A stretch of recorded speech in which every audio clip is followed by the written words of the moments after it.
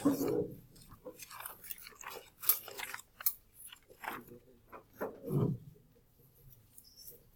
morning, Dr. Ken and my friends. Today, me and my teammates are going to present about Chapter 6, Preparing for and Taking the Test. I'm Thi Wei Wen and my teammates are Go Chin Chen and Teo Xue Ying. So now let's start our presentation. Academic tests in college are different from a high school test. As in college, your instructor will expect to see more your thoughts, your interpretations, your thinking progress and conclusions. But in high school, your teachers are much more on your memorization and looks for your ability to repeat precisely. This is why you need to modify your study habits and your strategies for taking the test in college. Test anxiety and how to control it. I believe that most of you here have experienced the test anxiety before, and it may be a good thing. It's normal to feel stress. In fact, it may be a good thing, as stress will help us to motivate ourselves, and also it also let us more focus. But suffering in too much stress is a bad thing because it will affect our performance in exam. So now let's talk about how we control it. We talk about the symptoms. You will feel hard to start to study for the exam, or you feel desperate or lost, feel bored and tired when you're studying for an exam. You can't sleep well the night before an exam. You are in a bad mood after taking an exam, and you can remember the things that you couldn't recall during the exam after the exam. If you have the above symptoms, you are totally suffering in a bad test anxiety. So now let's talk about how to control it. First, you've got to be prepared and bounce bad vibes. Visualize success, have a plan and follow the plan. Have a good rest before the exam.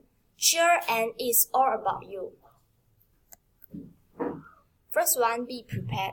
And as the primary cause of the stress is you not knowing the material that you have learned, so that you should concentrate during the class, listen to the lecturer, and reading the notes and review it regularly.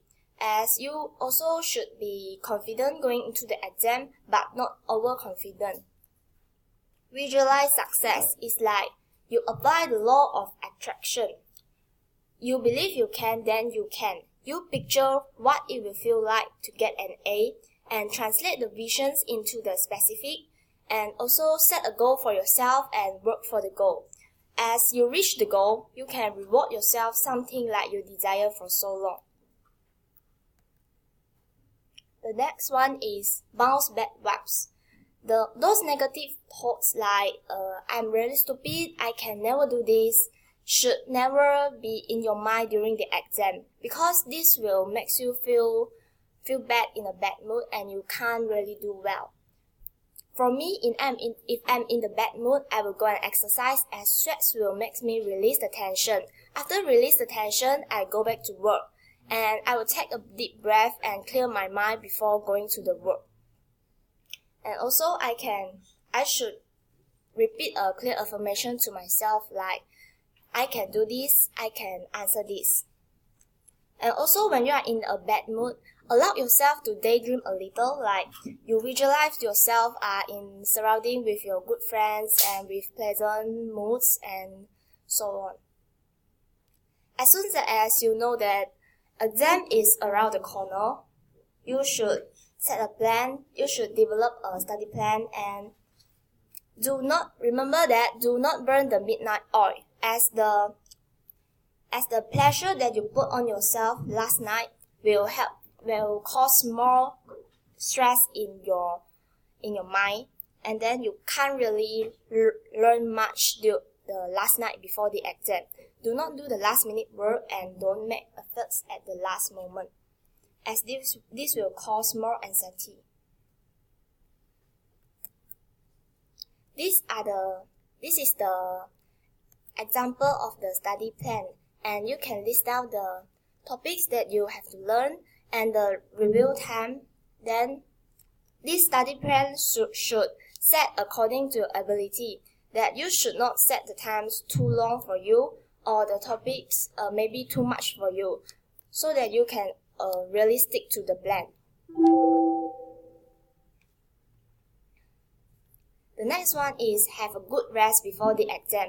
I think this is very important, as sleep well and eat well before the exam so that we can do really well and perform really well for ourselves. Because hunger, lack of sleep, and poor eating habits will all contribute to the test anxiety. Next one is chill. Because according to a study, you perform best when you are relaxed. You can learn some relaxation exercise and practice it during the exam so that it can relax your tense muscles. And take a deep breath before you go in the exam hall. Inhale until you feel that your rib gauge expands as you do, and exhale until you feel your lungs are empty. This can help you to oxygenate your blood and re-energize your mind. It's all about you. Don't waste your time in the exam hall to compare yourself with others. You should keep focused on your exam. Do not get distracted by others. Because you should know that the test is not a race. It doesn't matter who turns in the paper first. Never think of thoughts that will cause counterproductive, as it will make you more stressed.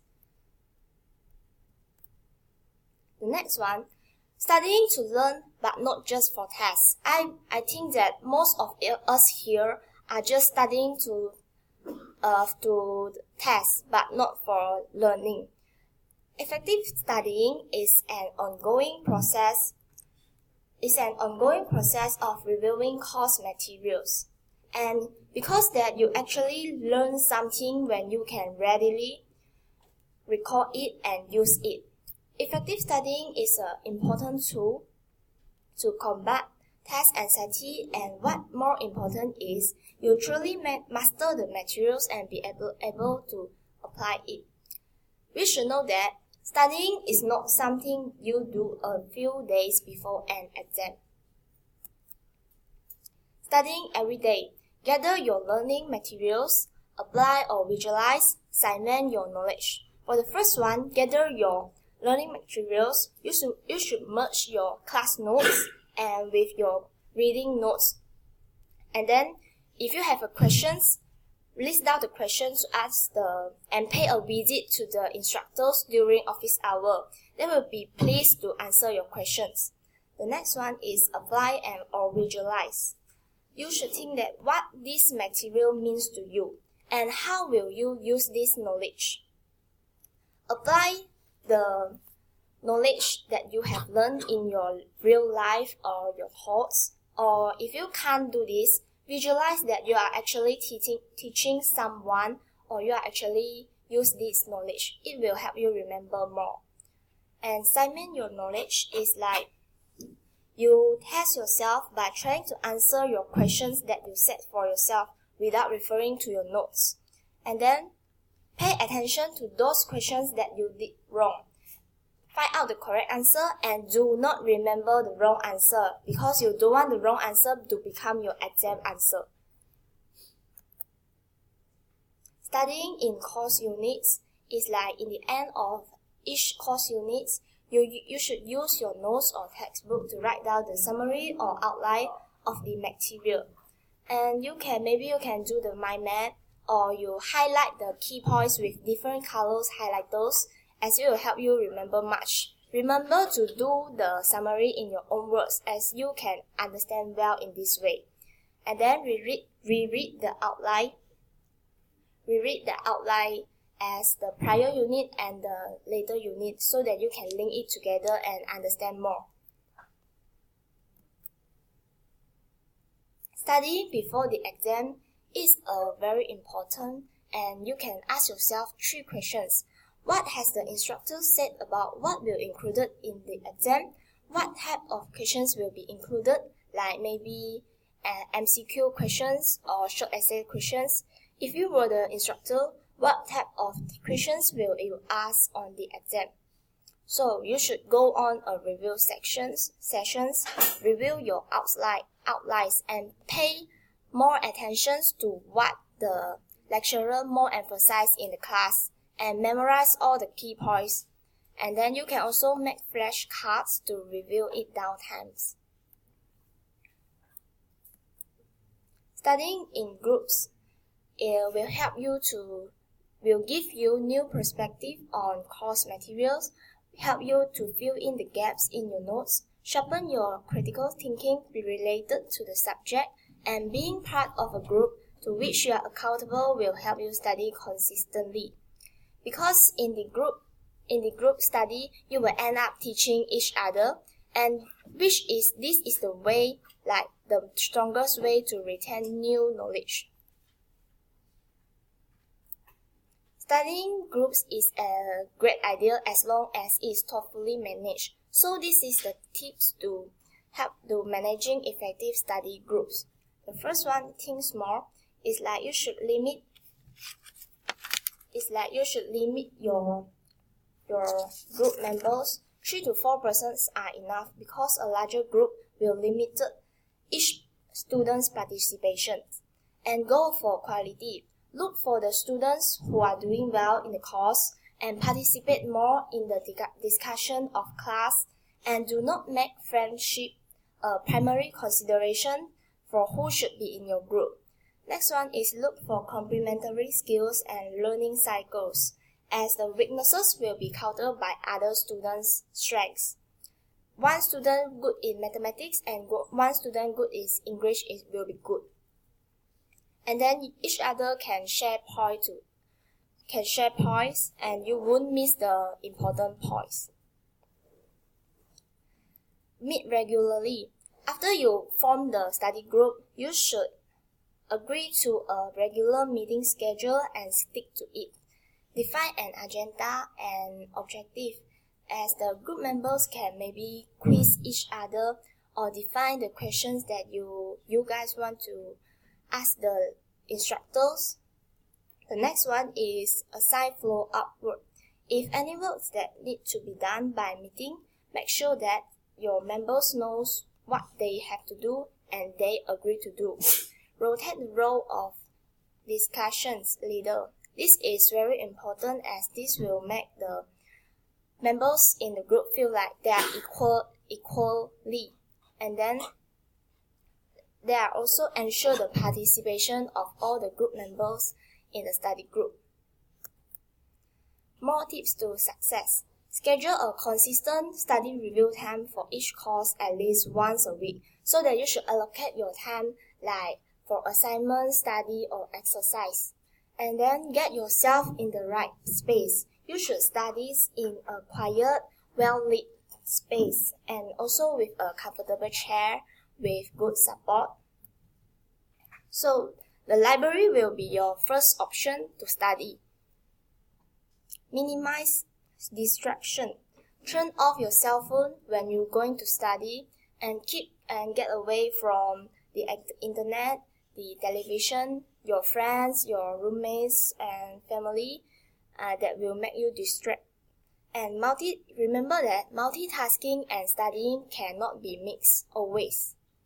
If you will be studying for a long time, take a short breaks at least once an hour, as you know that a quality breaks will help you memorize things better later on.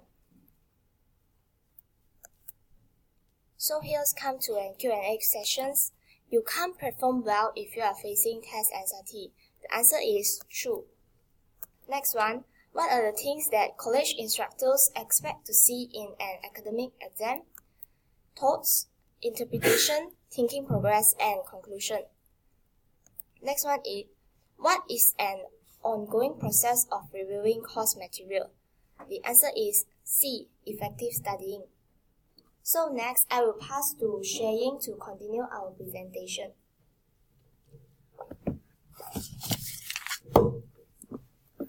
I will talk about Chapter 6.3, Taking Tests. There are two types of tests, formative assessment and summative assessment. Formative assessment included quiz, unit tests, pop quiz, and review quiz. There are Their main objective is to make sure you can know the fundamental material before moving on to more challenging topics. I think quiz is very important because it can be a revision before our midterm and final exam. And the summative assessment include midterms and final.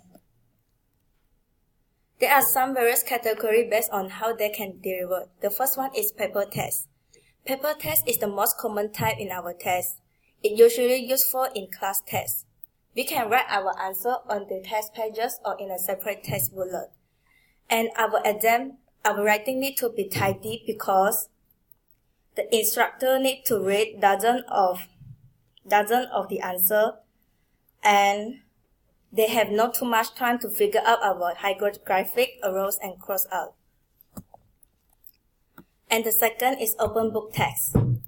Open book text is more interested in saving your thought and critical thinking than your memory power. It can to expose and defend your own viewpoints and to consult not textbook above while taking the exam. And you need to be careful when copying the answer. And the third one is take-home test. Take-home test is something like open book text. This test, you need to make sure you can submit on time. And instructor will likely expect more detail and more complete work.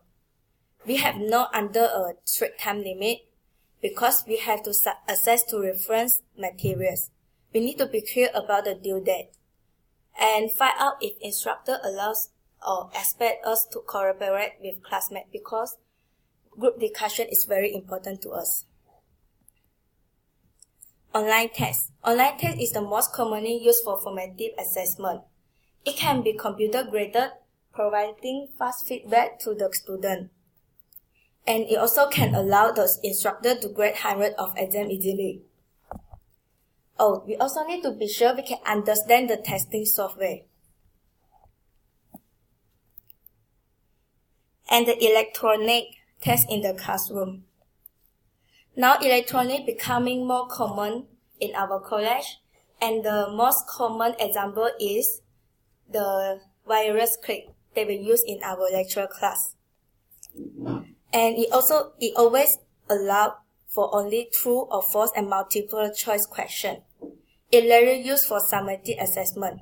We always need to take notes on questions I will miss. Presentation and oral test. It's most complete, and the instructor can probe you on certain points, question your assumption, or ask you to defend your point of view. We need to always practice our presentation many times with and without an audience.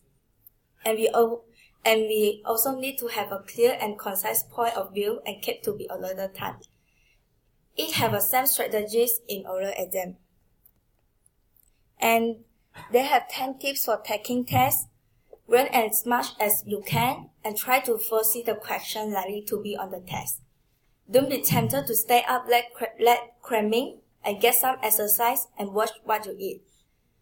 And get to the test site early and create a test plan. And we need to write it down and read the direction carefully. We always need to do the easy question first and keep an eye on the time. And we need to check our work before we pass up the exam paper. 6.4 The secret of the Q&As. They have 5 types of questions that we can make in exam. The first one is multiple choice question. Multiple choice question, we have multiple choice. We always need to read the instruction carefully to determine if there may be more than one right answer. If they have multiple right answer, we need to know about that. Is the instructor just need us to choose one answer, or we need to choose all the correct answer? And there are some tips to let us choose the multiple choice question. Absolute words like never, always, every, or none are rarely found in the correct option. And less absolute words like usually, often, or rarely are regularly found in correct option. And the second one, true or false question. Most of the tips are for multiple choice question apply here as well. And we need to be aware of the words never, always, every, none, and not, because they can determine the correct answer. We need to answer the question that be obvious, and then go back to the statement that requires more thought. And the third is matching column. Matching columns start by looking at the two columns to be matched. And if one column have a series of single words to be matched to phrases in the other column, we need to read all the phrases first, then all the single words before trying to make any matches. And then we can find the suitable word to phrase. And if both columns have single words to be matched, we need to look to cut down the number of potential match by group, then by part of speech. For the example, nouns with nouns, verb with verb. And as always, we need to start by the match that we are obvious, and then work on the ones that require more thought. And the short answer question. Short answer questions are designed for us to recall and provide some very specific information. And when we read the question, we can keep our answer short. And the most important is we need to keep our answer short and specific. And the last one is essay question. Essay question is for the instructor to evaluate our thinking and reasoning applied to the material covered in a course. And the good essays are based off our thought, supported by example from class and reading assignment.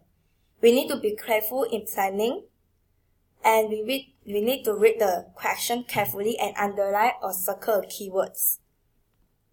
And we always need to be sure the answer are all, we answer the all parts of the question. And this is the words to watch for in essay question. And they have some most common question, like paper test is the most common test in our school. And what is the difference between open book test and take-home test? Open book tests have strict time limit because we complete our exam in exam hall. And take-home test not have because we done our exam in our home. And open book test is more stress for us because we do in exam hall, and take-home test is less. Now I will pass to Jing Chen to continue the chapter 6.5. And next I will talk about the 6.5, the honest truth. There are the 6 consequences at cheating. The first is you don't learn as much. Cheating may get you the right answer on a particular exam questions, but it won't teach you how to apply the knowledge in the world after the school, nor will it give you a foundation of knowledge for learning more advanced material. When you cheat yourself of the opportunities. Second is you risk falling the course or even expulsion from the school. Each institution has its own definitions of and penalties for academic dishonesty. The exact details of what is allowed or not allowed vary somewhat among different college and even instructors. So you should be sure to check your school website and your instructors' guidelines to see what rules apply. The third is cheating causes stress. Fear of getting caught will cause you stress and anxiety. This will get in the way of performing well with the information you do know. The fourth is you are throwing away your money and time. Getting a college education is a big investment of money and efforts. You are simply not getting your full value when you cheat, because you don't learn as much. The fifth is you are trashing your integrity. The more you cheat, the more comfortable you feel with giving up your integrity in other areas of life. Sixth is cheating lowers your self-esteem. If you cheat, you are telling yourself that you are simply not smart enough to handle learning. It also robs you of the feeling of satisfaction from genuine success.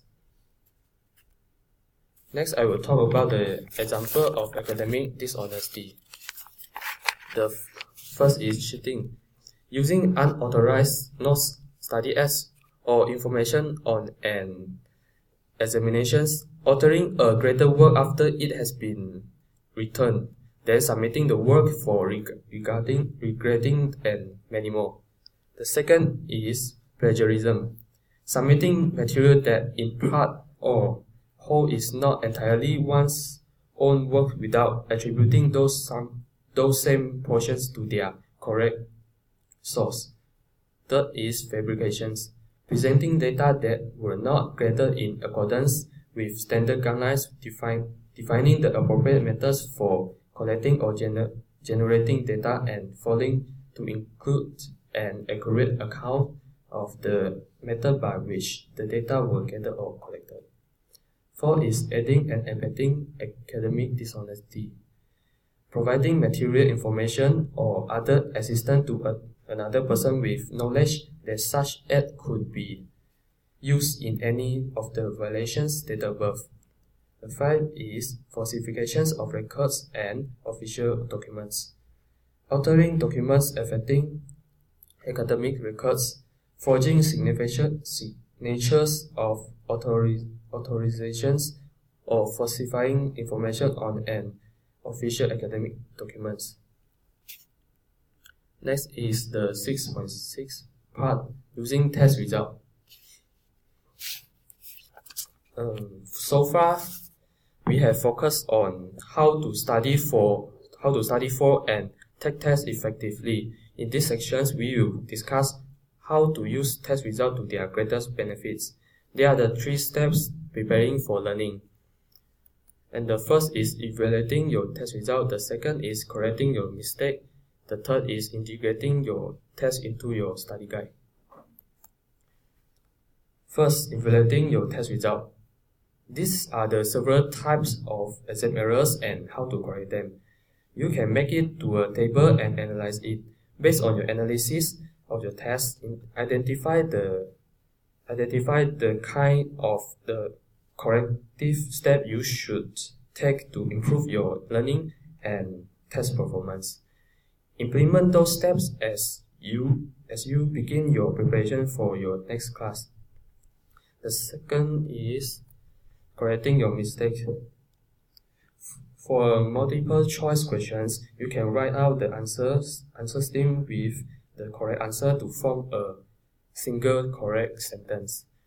For true and false questions, you can write down the full statement if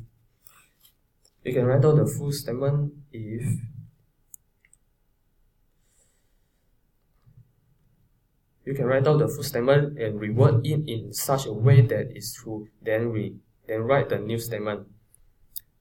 For the math and science questions, you can redo the entire solution with the calculations written out fully. And the last step is integrating your test into your study guide. Your character quizzes at midterm exams are an important study tool for your final exams. Make sure you file them with your notes for the study units, and pay attention to any gaps in your notes on topics that appear in the quiz or exam. Research those points in your text or online and complete your notes.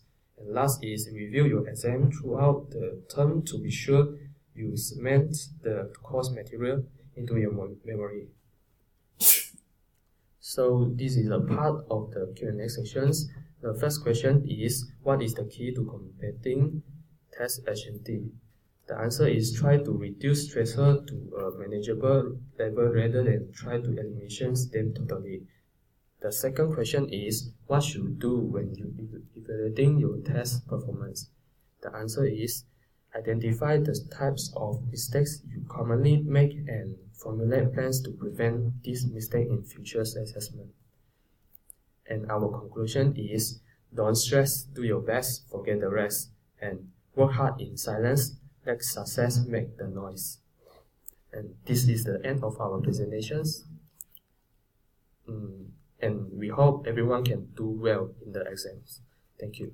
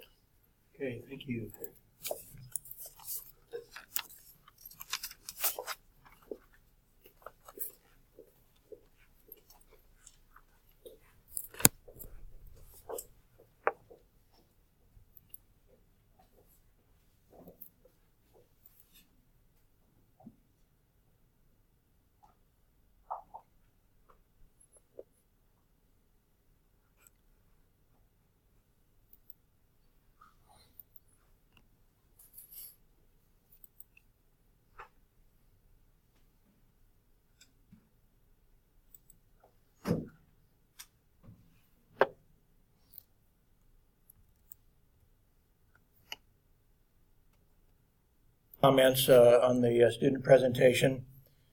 Everybody's going to work a little bit differently and a little bit have different ways of working, but don't, the things that we're taught are the norms, and be very careful to think that you're smarter than the norms, but you may be. You may have your own style. I get concerned when students, for example, for no really good reason, don't have a fairly normal schedule. And they kind of maybe stay up late doing whatever and then end up being tired in the middle of the day. You can't work to your best. You pretty much have to approach school as a job. That's what I would recommend, is think of this as your job. When I was going to school, when I was in throughout my school, bachelor's, master's, and doctorate, I had to work part-time the entire time. And so that was somewhat distracting, but not to such a degree that it was not possible to do. I was working, having to work, like I say, maybe 20, 25 hours a week, and that probably meant that I didn't do as much didn't do as much entertainment, didn't do as much recreation. So I just had to cut out those sorts of things. But actually, I ended up taking very typically a class load of about 20 credits because I wanted to get the heck out of there. I wanted to get done and get out in the real world. But I also kind of they're talking about anxiety. You can use anxiety in your favor sometimes. Kind of like if you've been involved with athletics, in sports, team sports and stuff, you are nervous, and some people get overly nervous and can't perform well. On the other hand, some people turn that into a way of gaining kind of more energy. You get the adrenaline flowing. And so, contrary to what was taught, I've mentioned, I think, before that sometimes before an important test, I would study almost all night.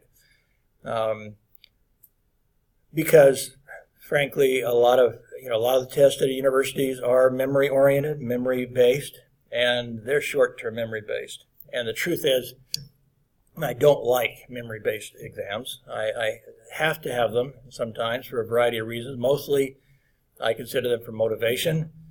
I try to ask questions that I think would prompt you to remember the important things in the longer term. But I don't really like them. I wish that classes were smaller. They're usually dictated by larger classes. You can't you can't do an excessive amount of writing and so forth as a professor and survive a large class, although I've done it before. But that's very stressful too for the teacher.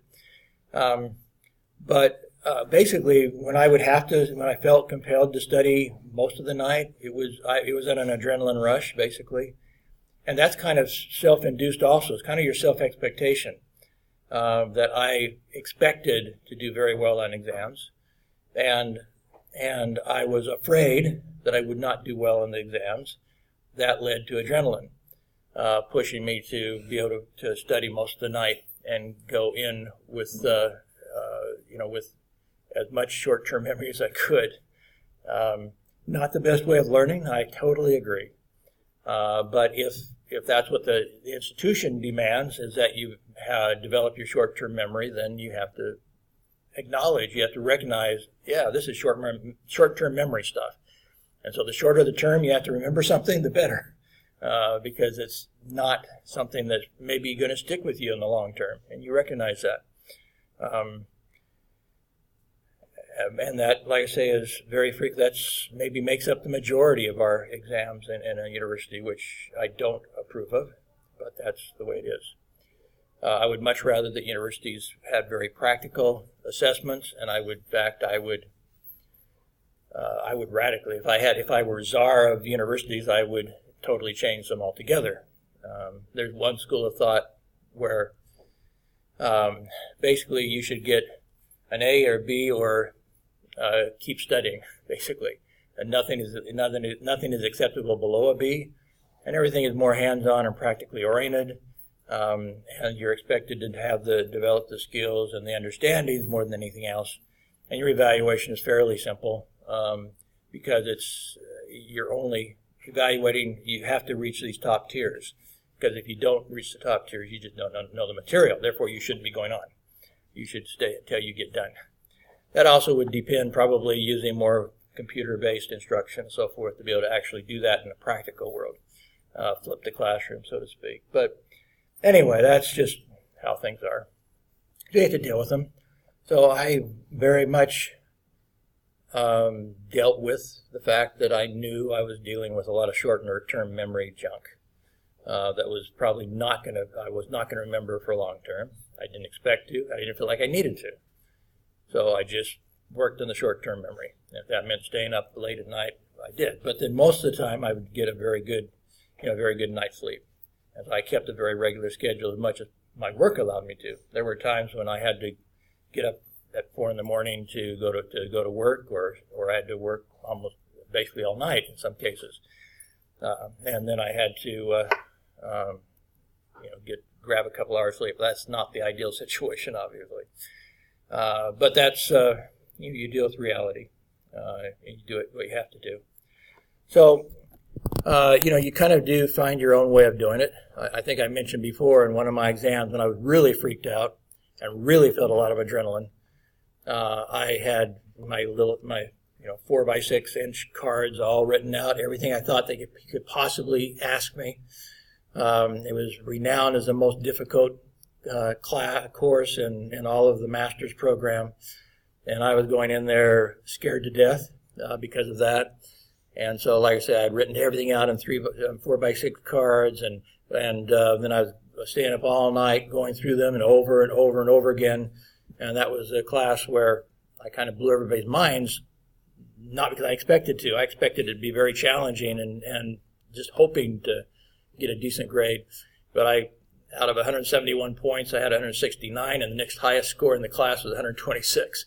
So I used my adrenaline to make me excel, kind of beyond what one could expect. The professor said he didn't think he could do as well in his own exam. That partly again developed by self-expectation. I was determined to get that high score and to understand the material. I also wanted to understand it, but in the process, I wanted to anticipate, like I say, any question he might ask, and apparently I did. I was successful at that, apparently. So you can use adrenaline. If you can turn your anxiety into adrenaline, that can be a good thing. One warning I'd have about working in groups. I think my son works too much in groups, and he's too social of a person. He's a very social person. And I'm not sure a social person does as well in groups as somebody who's antisocial working in a group. Not to say antisocial really, but somebody who's more introvert like myself might actually benefit from a group, but I never used a group. But I could. It might have helped me. But with somebody who's really sociable and is always concerned about his social relationships with people around him, then that could be quite distracting. And I think I think that may be true for my son. Also, the other thing I would warn about groups is if you're using groups to do your homework, be careful that doesn't undermine your learning. Let's say you had a math class and you have 10 questions and you have 10 people in your study group and you each do one question. Aha, we're done. Well, but you actually learn what you were supposed to learn doing those 10 questions. So just getting the homework done is not the point. The point is learning the material. And if you can do it by yourself and understand it, then I think you're better off for it. Of course, if you don't understand it, that's where a group comes in handy, and people can kind of, remind you, oh yeah, you were supposed to do this or whatever, and get some help, some kind of built-in tutoring, where one person understands something that somebody else may not understand. It is also valuable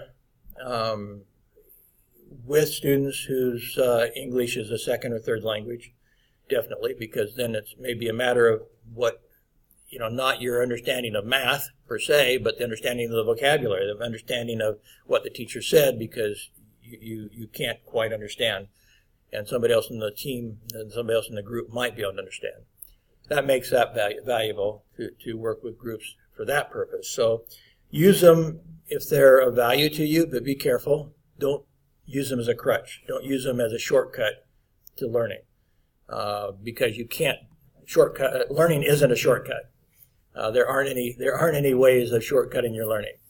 It's one of those things where, well, like Covey was saying, it's something you can't cheat. It's not something you can't just cram at the end, truthfully. Not real learning. You can cram for an exam, but you can't cram for knowledge. Not really. You have to. That's something you have to work on, and that's really where lifelong learning comes in too. You have to acknowledge and understand and appreciate that knowledge is the gaining of knowledge is the lifelong marathon, and appreciate knowledge and keep learning. School is not real life in a sense. It is a fabricated life that doesn't represent real life in many, many different ways.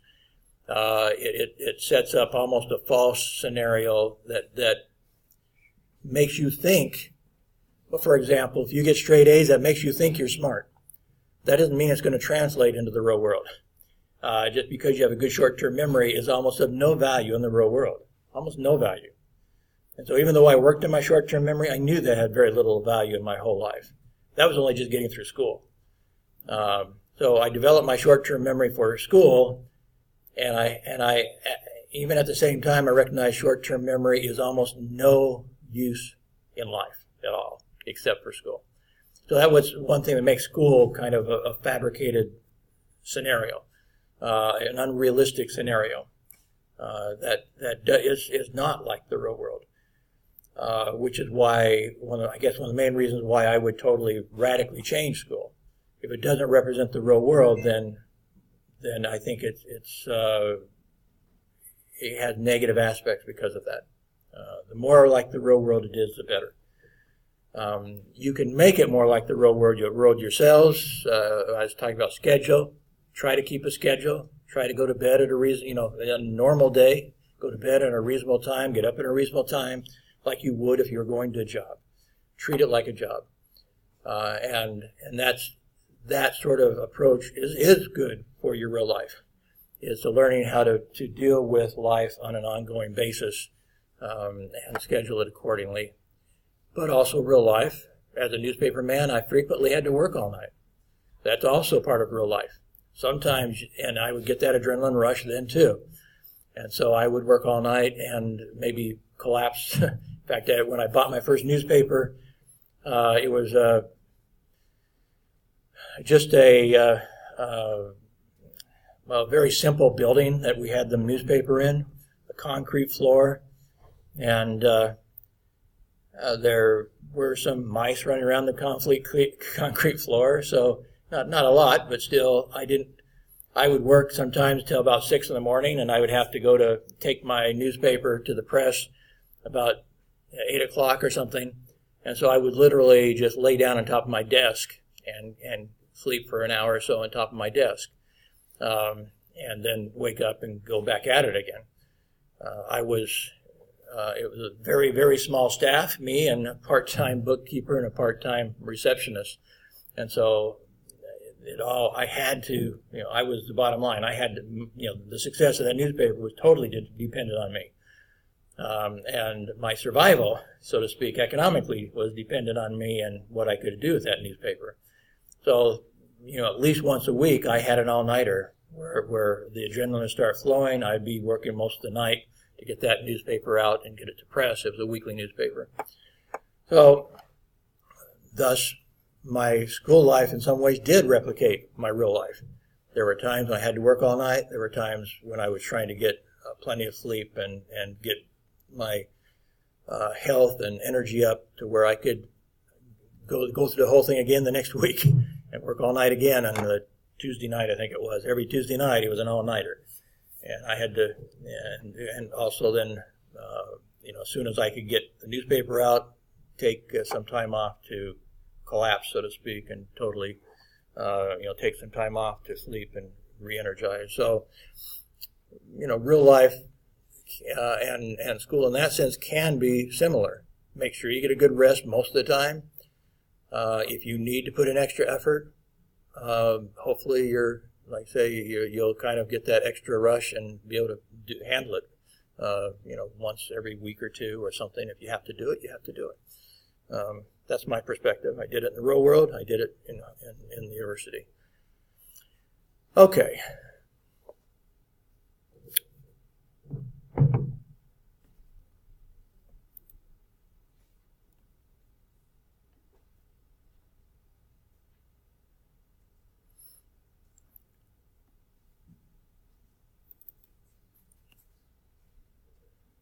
Okay.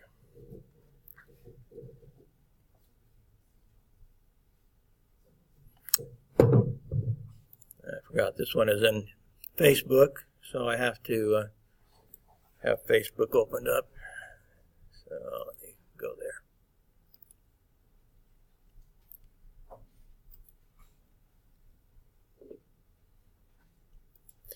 So we'll be watching, mostly videos for this last. Of course, we've watched a lot of videos before, but this basically my presentation will be largely reviewing videos and talking about the following are true stories.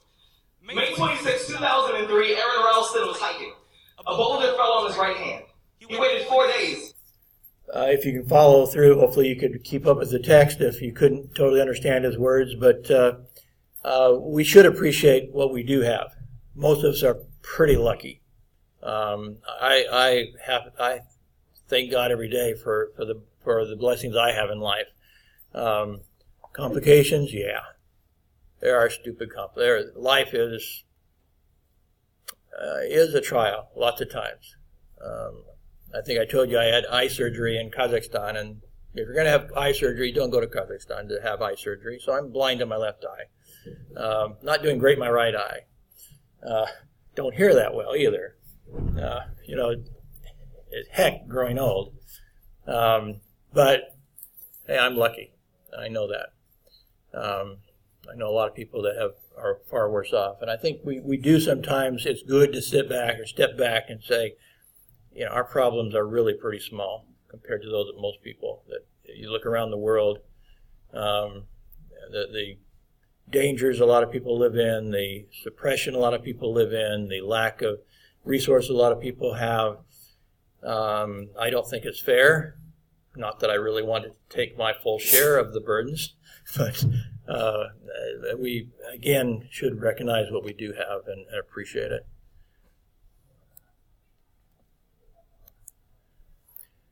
This week we're going to go through quite a few videos from Zig Ziglar. He has a very strong Southern American accent. So hopefully we can, turn on the closed caption and stuff so you can read it if you have some trouble. But on the one hand, maybe you might find it even easier. Southerners tend to have what we call a drawl, and they speak, actually, they kind of pull their words out a little bit. And so I know some people have a hard time with the Southern drawl.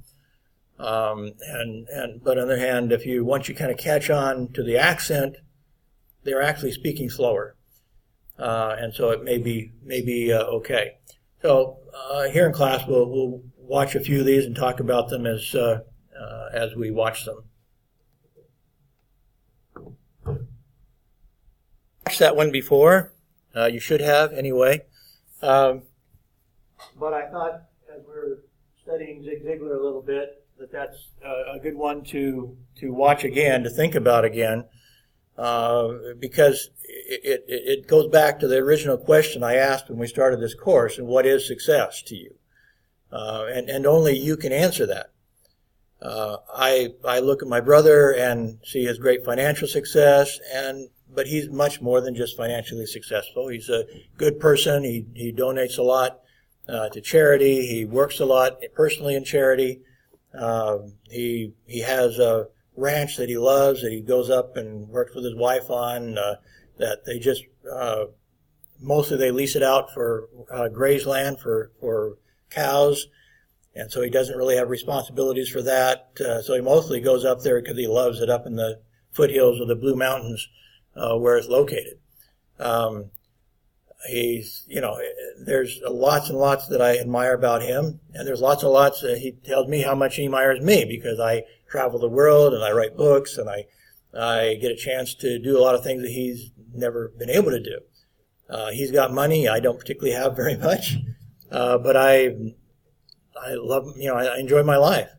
When I was your age, I was told, you shouldn't go into journalism because journalists don't make any money. And my response was, well, I don't plan to ever retire anyway, so it doesn't much matter.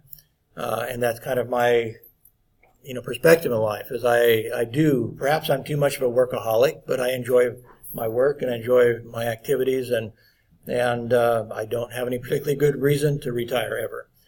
So whether I have a lot of money, as long as I have enough and am doing the things I enjoy, that's fine with me. So everybody has to figure out what they want in life. I happen to know that I wanted to have a sense of purpose in life more than money in the bank when I was your age, and I made decisions accordingly, and I don't regret those decisions. So you just have to decide what's important to you.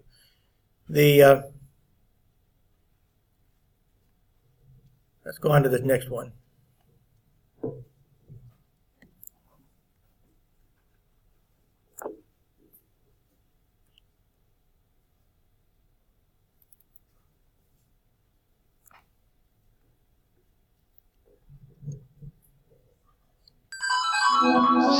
Ziglar, inspiring true performance. In times of change, the learner shall inherit the earth.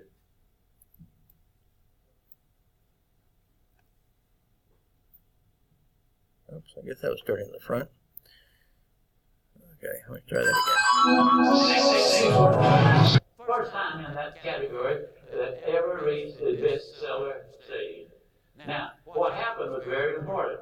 When I read that book, when I had 98% of it written, somebody sent me a little short 3-paragraph summation. And what the little 3-paragraph said was, this is the heart of the seal. It was 3 short paragraphs. I read those 3 paragraphs and I added 50 pages to the book. I've been selling since I was 8, been sales training since I was 21.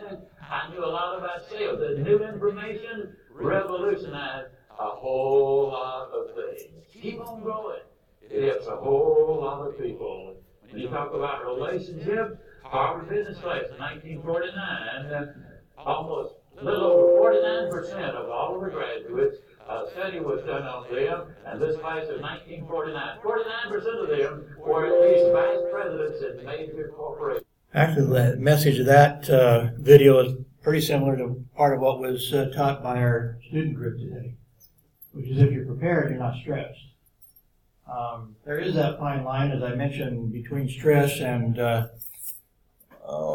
anxiety is a little bit different. There's that anxiousness, the butterflies, whatever you call it, when you go into any competition, and in a sense an exam is a competition. And you have to acknowledge that exists. But if you're well prepared, then you're not going to be obviously as a stress to somebody who's going in and they know they're not prepared. And they haven't done the right things to avoid it. So they're going to feel stress more of the time. Again, school and is not the real world. And so it's more, when we start talking about stress, we really need to be looking out, beyond the school setting. You don't have exams all the time in the real world to give you stress. You have challenges all the time. It may be challenges of family problems, challenges of economic problems, challenges that you don't have a job, challenge that you want a promotion, challenge you might lose your job, challenge that there's lots of challenges in life, and so you need to figure out how to deal with those. The group today talked about exercise as being a de-stressor. That is one reason why I go out and walk or swim or something every night, is to maintain, not just maintain my health, but I do think it It lowers stress levels, even in conditions that are stressful, that by their very nature. Then also, of course, if you're healthier, that enables you to deal with not just stress, but a lot of other factors that can affect your performance. Again, going back to Covey's idea that you need to really be caring for all aspects of your being, your physical, mental, spiritual, social selves, because all of those can provide stress. They can all become stressful factors in your life if you don't take care of them. And so if you are taking care of them, then you're going to feel less stress.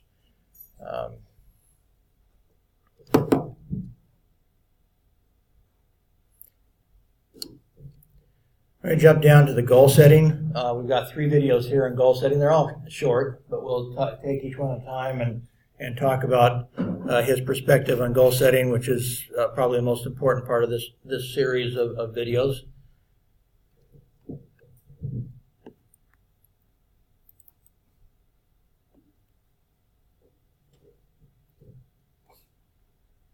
I want to talk a little bit about goals on the line of how do you lose 37 pounds and write a book. I'm just going to kind of give you that as an example. For 24 years of my adult life, by choice, I weighed well over 200 pounds. I say by choice because, you see, I have never accidentally eaten anything. I mean, it's always been deliberate. And when I choose to eat too much today, I have chosen to weigh too much tomorrow. So he set out a formula about how to achieve your goals. So what were the things that he talked about? What's the first thing you needed to have? In his formula, what was the first thing you needed in order to accomplish your goals? What's the first thing on his list? Anybody remember? Anybody write it down? Should be writing this stuff down, by the way. So the first thing I needed was to know what the goal was. What's the objective? What is it I want to accomplish? Obviously, that's the starting point. After that, what did he put down? Anybody remember what he put down after that? What was number 2? Had his goal. Second thing he wrote down was when he wanted to accomplish his goal. What was his deadline, so to speak? He set his own deadline. I'm going to do this by this sort of time. He comes to it later. He makes out well, let's go down the list, I guess. After that, he marked down his obstacles. Okay, I want to set it by this time, but what's going to stop me from setting it at this time? What are the challenges? What are the obstacles that keep me from accomplishing this goal by the time I set for myself? And I suppose you can go reset your time if you realize that there are too many obstacles to accomplish that in the time period that you're wanting to do it. But so it has to be somewhat realistic. But he's an optimist, so I imagine he's also setting a fairly ambitious goal. The next one I believe he mentioned was then basically what support was there, what organizations, what people. What kind of support could he depend on in order to overcome those obstacles? Where could he go for help if he needed it? This would take the form of a lot of different, and lots of different organizations or individuals, depending on what the goal is. That's going to be going to totally depend on your goal as to who is it that can be supportive in your accomplishing that goal. It could be. Well, in his case, with the first example of losing weight, there are organizations like Weight Watchers or, the organizations that help provide support for those that are trying to lose weight. It could be a gym membership. So that is an organization that can provide him some support for his goal. So every goal that we set, we can start identifying where can I get support. And it may be if you're writing a book, it might be maybe in his case he might have the money to hire an editor to help review what he's writing and ask him questions, make sure he fills in the blanks. He mentioned the first book that he wrote that somebody had sent him 3 paragraphs that stirred his thinking. He didn't really say who that person was.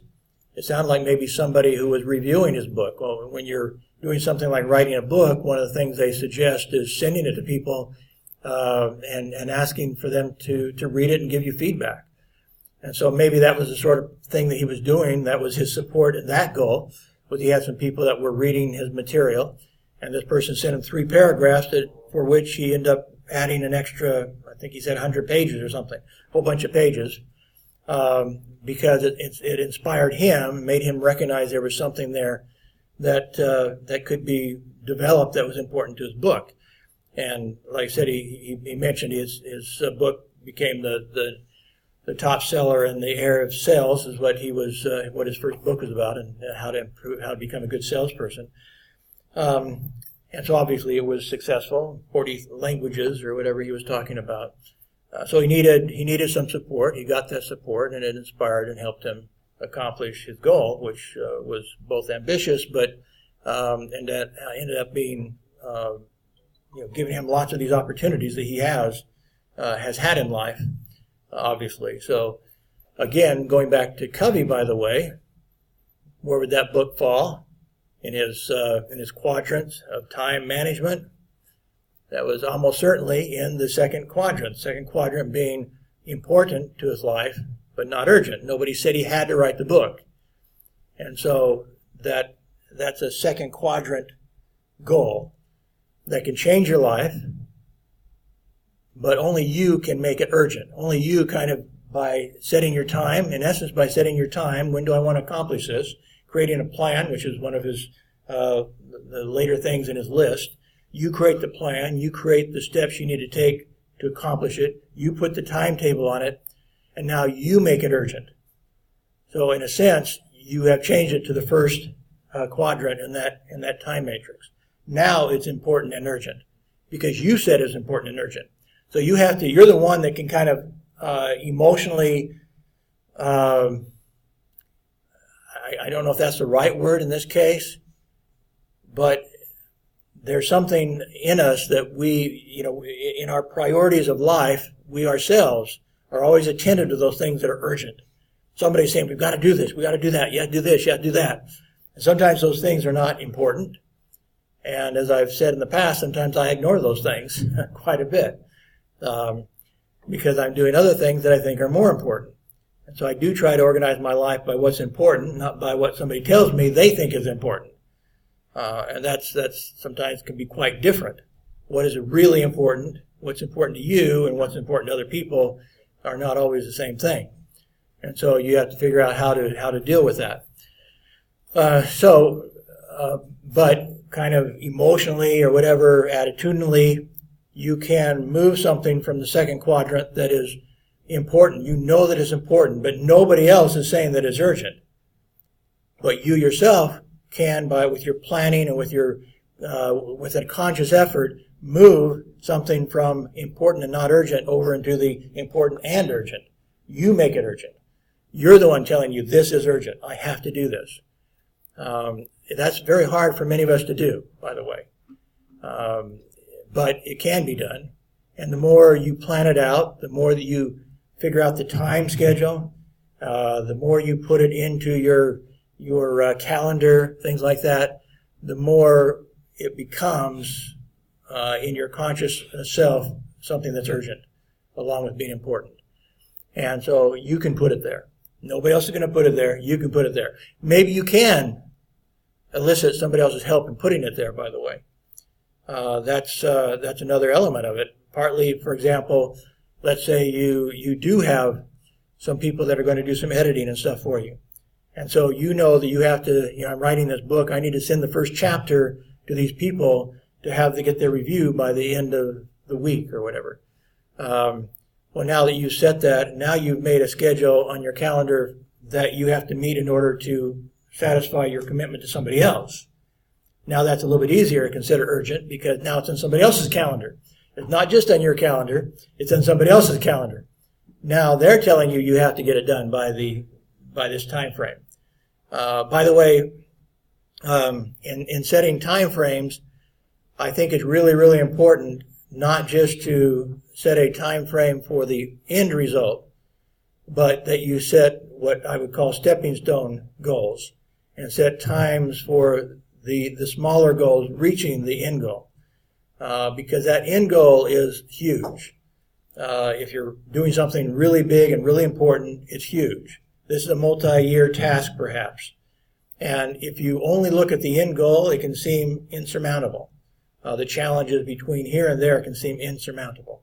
That you can't do it. And you can discourage yourself and end up coming up with lots of excuses not to put in the time to get there. But if you set what I call, again, stepping stone goals, again, I think I mentioned stepping stone is basically if you're crossing a river or crossing a creek, those are the stones you step on to get across to the other side of the creek without getting your feet wet. And so you have to take one step at a time across these stones so that you get across the other side without getting your feet wet. Well, stepping stone goals are basically that. Those are the goals you take one step at a time, and so you can get to the other side of the creek without falling in. And so you can set those stepping stone goals, and make them reasonable, and then you don't focus on the end goal so much. You envision the end goal. You let the end goal be your motivation. You know, what is going to happen if I reach that end goal? Now that's your motivation, because you have told yourself that if I accomplish this, whatever this is, it's going to totally change my life somehow. And so you have the vision of the end goal, that this is the glory, this is the success, this is whatever it is that I'm going to accomplish when I get that end goal. So you let that be your motivation, but now you set your stepping stone goals, and now you focus on the stepping stone goals primarily to get one step at a time, one stepping stone at a time. And so it becomes less discouraging. You know, because you can't jump across, if you have a creek that's 10 meters wide, let's say, you're not going to jump across that thing. Okay? The best athlete in the world is not jumping across a 10-meter creek. And so you need the stepping stones. And if your success is dependent on you jumping across the creek and you can't see the stepping stones to make it across, it's pretty easy to get discouraged. Because in the history of mankind, nobody's gone 10 meters in a jump. So it's not going to happen. So, at least not to you probably. Odds are it won't happen. Let me put it that way. And so you need to have those stepping stone goals that you realize are realistic. That if I make every one of these stepping stone goals, if I take each one of those, I know I can get across. But I have to take each of those stepping stone goals. I can't try to jump over one, I'll fall in the water. If I try to jump over one goal, go to the next goal, I'll lose my balance, I'm going to fall in. Whatever, you recognize what those stepping stone goals are. They're realistic, they're doable. You put them in a time frame, and you concentrate on one goal at a time until you get to that 30-meter goal, or whatever it might be that you're going to, or a 10-meter goal, or a 100-meter goal. I mean, it can be a 100-meter wide creek. That if you have enough stepping stones, you can get across it. Whereas there's obviously no way you're going to jump across that. So stepping stone goals are really important. What is your support? And again, he calls it a plan, and I would call it the plan should include and should be basically made up of these stepping stone goals. It make out a very detailed plan. How am I going to get from here to there in a reasonable way? A way that I know I can do it. I know I can write. I just got done writing 2 chapters to a book. And it took me about a month to write 2 chapters. I know I can write 1 chapter a month. That I can do. And so if I want to write a book of my own, and I may put it into my urgent, important category, I know I can do 1 chapter a month. I've done it before, so I can do it again. And so it's hard work, but it's doable. And so if I have a big book, and that book is 20 chapters long, that means it's going to take me 20 months of all my spare time to finish that book. Now, I might even look at my own life, my own schedule, and say, well, I'm going to need a break in there. Or I'm going to need to do something to supplement. I maybe need to have One of the things I was thinking about is the university here has some research money available. I could hire an assistant, maybe with a research grant. Well, that would really help. I could delegate some stuff to an assistant. Well, that would fall in the category of support. That would help me to accomplish that. I'd get my assistant to do certain things that would alleviate the stress on me. Because again, as you're looking at these stepping stone goals, I can do one chapter a month on top of my work. But I'm going to be stressed out by the end of the month. I know that. And I may have to not exercise some days, or feel like don't have time to exercise some days. And so I could undermine my goals by not being realistic about what I need to be doing at the same time, the other things I have to be doing at the same time.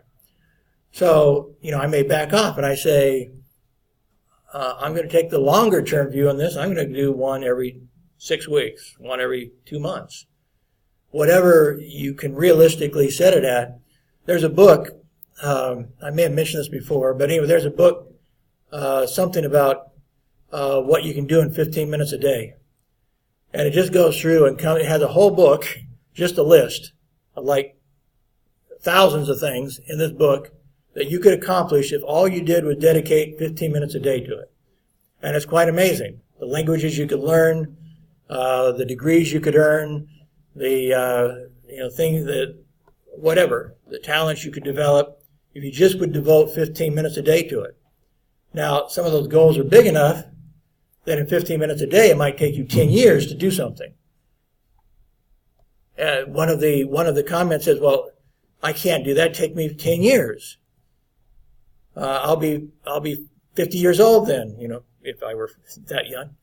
Or I could say it now. If I said it now, 10 years ago, I say, that's crazy.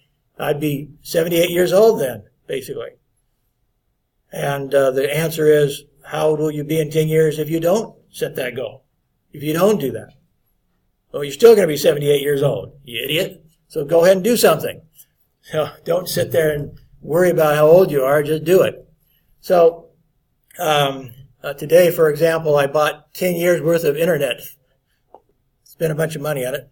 The guy told, basically by buying my internet time, and I have more than a dozen websites, and so he made me realize that I'm spending over $1,000 a year in my websites. Not that they make me any money, they don't. Maybe someday. But I spend $1,000 a year on these websites, and he made me a deal that if I'd pay in advance, if I paid him $2,000 last night, basically at 2 in the morning last night when he called me, that it would pay for 10 years. That I'd save $8,000. Well, on the one hand, like I said, 10 years from now, I'm going to be 78 years old. Am I going to care about my websites? I don't know. I hope I do. I hope I care. But that is a long-term goal for somebody my age to make. And I don't think that's a bad thing. I think the older you get, if you start losing your goals when you get older, I think you'll die sooner. I think an old person without goals, without purpose, without work and activity will die sooner. That's my opinion, and I've devoted my life to that opinion, I guess. So I don't plan to retire. So a 10-year commitment to my website's okay for me. Okay, well, let's do one more at least.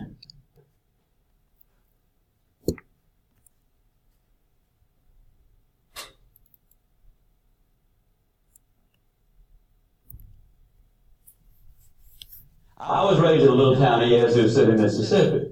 Now, I know that a lot of folks go around the country trying to impress people by claiming to be in Yazoo City. But I really am. Now, when I was a boy, during the Depression, we lived next door to some rich folks. I knew they were rich for two reasons. Number one, they had a cook. Number two, the cook had something to cook. And during the Depression, that was a sure sign of wealth. I was over there for lunch one day, as I tried to be every day. And don't don't misunderstand that. Even though there was a depression on, we certainly had plenty to eat at my house. I know we had plenty because if I ever passed my place for seconds, they'd always tell me, no, you've had plenty. So I know we had plenty. Now, the cook brought the biscuits out, and this is not an exaggeration.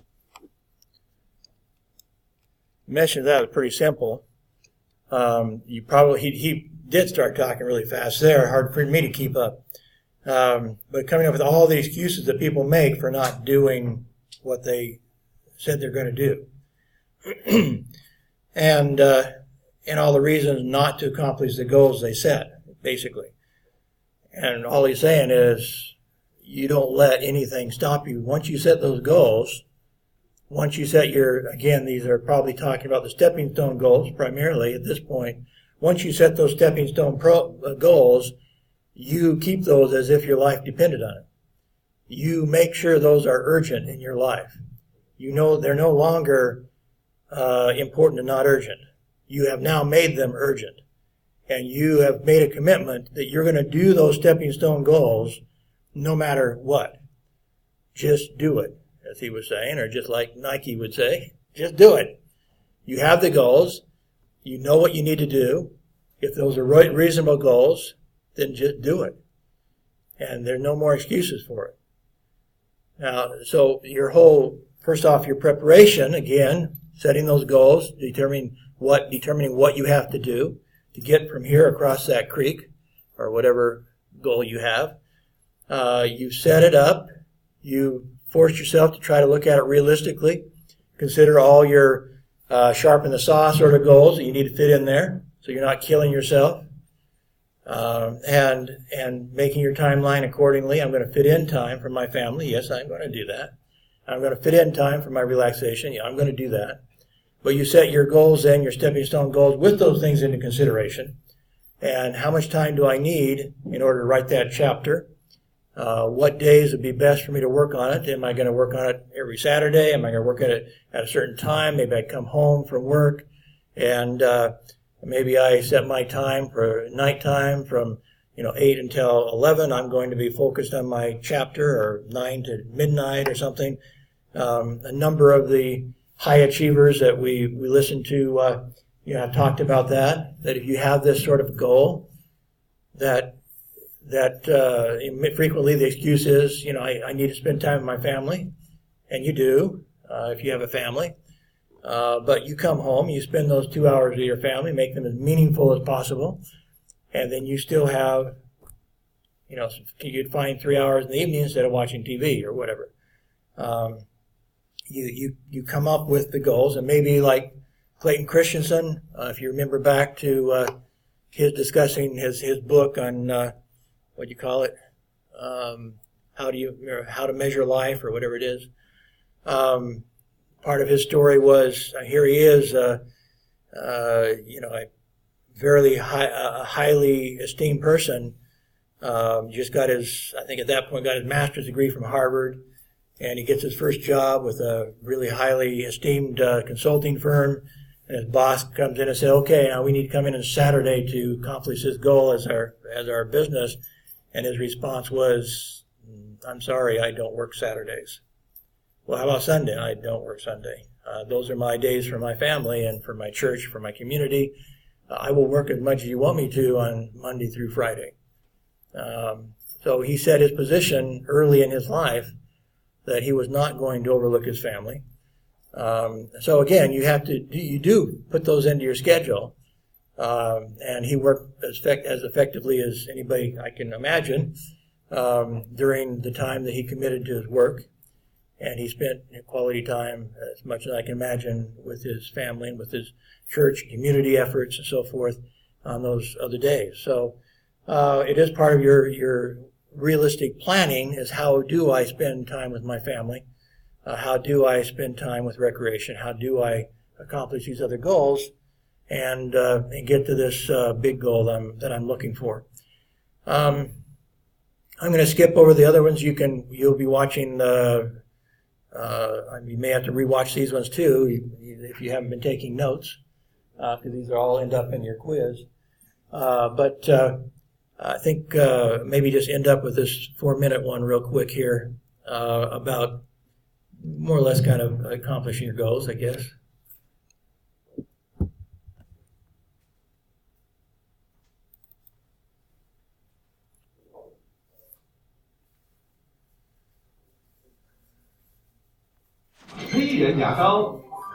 French Grains 哦，它气气清新散发自。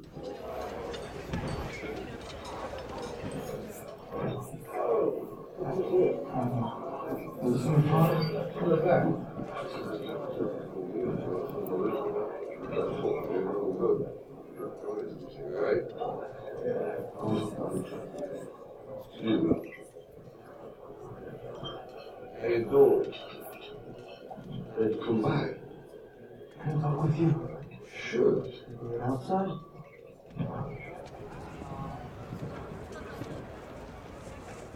You're going through it. Yeah, it's got treated tomorrow. You're up. I made some connections. I can make some money on this endorsements. Absolutely, do that. Thank you. Sure. Okay. You nervous about the fight? They're scared to death. You don't look scared? They ain't supposed to. But you don't have to do it. Yeah, well, I think I do. You know, living with you, it hasn't been easy. People see me, but they think of you. Now with all this going on, this is going to be worse than ever. It don't have to be. No, sure it does. Why? You got a lot going on, kid. Well, my last name?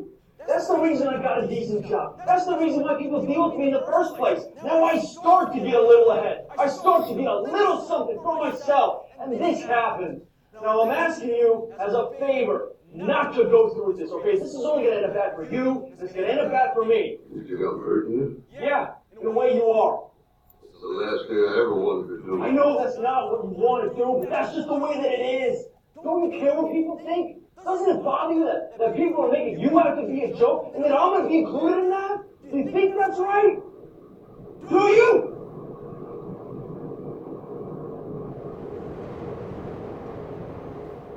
You ain't gonna believe this. But you used to fit right here. I'd hold you up to say to your mother, this kid's gonna be the best kid in the world. This kid's gonna be somebody better than anybody ever knew. And you grew up good and wonderful. It was great just watching every day. It was like a privilege. And the time come for you to be your own man and take on the world, and you did. But somewhere along the line, you changed. You stopped being you. You let people stick a finger in your face and tell you you're no good. And when things got hard, you started looking for something to blame. Like a big shadow. Let me tell you something you already know. The world ain't all sunshine and rainbows. It's a very mean and nasty place, and I don't care how tough you are, it will beat you to your knees and keep you there permanently if you let it. You're nobody. It's going to hit as hard as life. But it ain't about how hard you hit. It's about how hard you can get hit and keep moving forward. How much you can take and keep moving forward. That's how winning is done. Now, if you know what you're worth, then go out and get what you're worth. But you got to be willing to take the hits and not pointing fingers saying you ain't where you want to be because of him or her or anybody. Cowards do that, and that ain't you. You're better than that.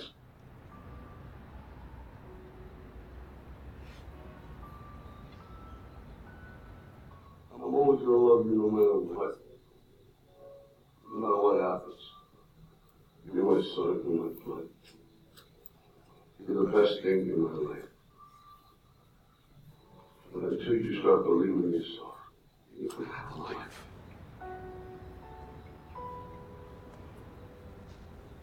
Don't forget to visit your mother.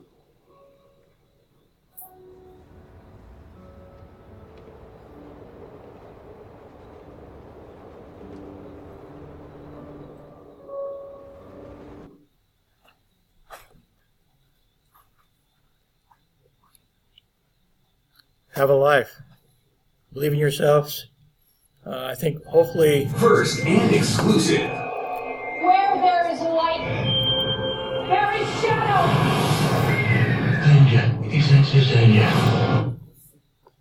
I think perhaps that's the point of this course, is for you to understand, for you to believe that you can get across that creek. you can achieve amazing things if you will do it, no matter what the obstacles are, no matter how hard you get hit, no matter what the frustrations, that you set your goals and you can accomplish them. And so hopefully that's something that you will get out of this course. Okay, have a good day. Thank you.